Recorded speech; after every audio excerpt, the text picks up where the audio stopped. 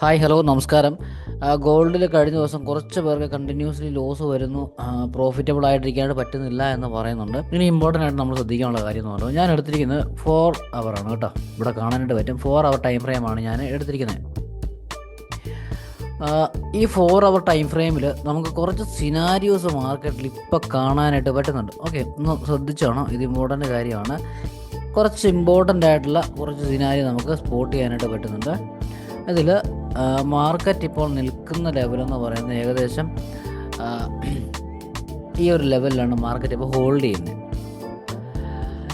ഈ മാർക്കറ്റ് എപ്പോഴും റിപ്പീറ്റ് ചെയ്യുന്നൊരു കാര്യമെന്ന് പറയുന്നത്, അതിൻ്റെ ഡിമാൻഡ് ഏരിയ, സപ്ലൈ ഏരിയ, ഈ സംഭവങ്ങളെ മാർക്കറ്റ് എപ്പോഴും റിപ്പീറ്റ് ചെയ്യും. സോ ഇവിടെ ആണെങ്കിലും കണ്ടു, ഇവിടെ മാർക്കറ്റ് ഇവിടെ ഒരു ബൈ എടുത്ത സെയിം ഏരിയയിൽ നിന്ന് തന്നെ വീണ്ടും മാർക്കറ്റ് ബൈ എടുത്തിട്ടുണ്ട്. ഓക്കെ, അതുകൊണ്ട് ഈ ഒരു ലെവലിൽ നിന്ന് തന്നെ മാർക്കറ്റ് വീണ്ടും ഒരു അപ്പ് ട്രെൻഡ് സ്റ്റാർട്ട് ചെയ്തിട്ടുണ്ട്. അതുപോലെ തന്നെ മറ്റൊരു കാര്യമാണ്, മാർക്കറ്റ് അതിൻ്റെ ലെവൽസിനെ റിപ്പീറ്റ് ചെയ്യുന്നത് സെൽ സൈഡും ബൈ സൈഡും മാർക്കറ്റ് സെയിം ആയിട്ട് റിപ്പീറ്റ് ചെയ്യും. ഓക്കെ, സെൽ സൈഡും ബൈ സൈഡും മാർക്കറ്റ് സെയിം ആയിട്ട് റിപ്പീറ്റ് ഇതുണ്ടോ. ഇത് ഏകദേശം ഒക്ടോബർ നവംബർ ഇതുണ്ടോ, ഈ ഒരു സിനാരിയോ കഴിഞ്ഞ ഒക്ടോബർ നവംബർ സമയത്ത് മാർക്കറ്റ് ഒരു ഷാർപ്പ് ഫാള് നടത്തിയ ഒരു ഏരിയ ആയിരുന്നു ഇല്ലേ. നിങ്ങൾ നോക്കി, മാർക്കറ്റ് ഇവിടെ നല്ലൊരു വീഴ്ച നടത്തിയ മാർക്കറ്റാണ് ഈ ഒരു റേഞ്ച്. സെയിം ആ ലെവലിൽ തന്നെയാണ് ഈ ഒരു മൊമെൻറ്റും മാർക്കറ്റ് നടത്തിയിരിക്കുന്നത് അല്ലേ. രണ്ട് സെയിം പ്രൈസ് ലെവലിൽ നിന്നാണ് മാർക്കറ്റ് ആ മൊമെൻറ്റം സ്റ്റാർട്ട് ചെയ്തിരിക്കുന്നത്. ഓക്കെ, നമുക്ക് ഇവിടെ എങ്ങനെയാണ് പ്രൈസ് റിവേഴ്സൽ എടുത്തെന്ന് നോക്കിയാൽ, ഹൈ എടുത്തു, ലോ എടുത്തു, ഹൈ എടുത്തു, ലോ എടുത്തു. ഈ ഒരു സിനാരിയോ മാർക്കറ്റ് ഇവിടെ കാണിച്ചു. നമുക്ക് ഇപ്പോഴത്തെ കാര്യം നോക്കാം. ഏകദേശം പ്രോപ്പറായിട്ടതല്ല, ഏകദേശം അതേ ഒരു സിനാരിയാണ് മാർക്കറ്റ് ഇവിടെ നമുക്ക് കാണിച്ചിരിക്കുന്നത്. കറക്റ്റായിട്ടുള്ള റിവേഴ്സൽ പാറ്റേൺ മാർക്കറ്റ് എക്സാക്ട്ലി ഇവിടെയും കാണിച്ചിട്ടുണ്ട്.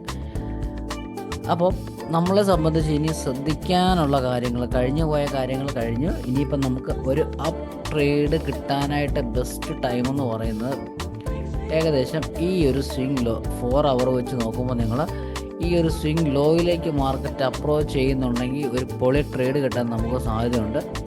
ഈ ഒരു മൊമെൻറ്റം നമുക്ക് ഇവിടുന്ന് ഒരു മൊമെൻറ്റം നമുക്ക് ക്യാച്ച് ചെയ്യാനായിട്ട് പറ്റും. അല്ല എന്നുണ്ടെങ്കിൽ മാർക്കറ്റ് ഈ ഒരു ലെവലിന് താഴത്തേക്കും ഒരു റാലി നടത്താനുള്ള സാധ്യതയുണ്ട്. ഈ ഒരു ലെവലിന് താഴത്തേക്ക് മാർക്കറ്റ് പോകാനുള്ള ടെൻഡൻസി കാണിക്കാൻ സാധ്യത വളരെ കുറവാണ്. ആ ഒരു രീതിയിലേക്ക് പോകുമെന്ന് എനിക്ക് തോന്നുന്നില്ല. അങ്ങനെ മാർക്കറ്റ് പോകുന്നുണ്ടെങ്കിൽ ഏകദേശം ഈ ഒരു ലെവലിലേക്കായിരിക്കും മാർക്കറ്റ് നെക്സ്റ്റ് പോവുക. ഈ ഒരു ലെവലിലേക്കായിരിക്കും മാർക്കറ്റ് നെക്സ്റ്റ് പോകാനായിട്ടും സാധ്യത. ഇതൊക്കെ നമുക്ക് ഈ 36-27 മാർക്കറ്റ് പോകുക എന്ന് പറയുന്നത്, 36-27 മാർക്കറ്റ് പോകുക എന്ന് പറഞ്ഞാൽ വളരെ റെയറായിട്ട് സംഭവിക്കാൻ പറ്റുന്ന കാര്യങ്ങളാണ്.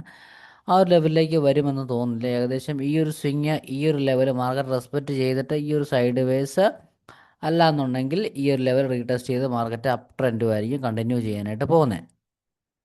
അപ്പം ഈ ഒരു സിനാരിയോ ഒന്ന് മനസ്സിൽ വെച്ചിട്ട് വേണം ട്രേഡും കാര്യങ്ങളൊക്കെ ഒന്ന് പ്ലാൻ ചെയ്യാനായിട്ട് കേട്ടോ.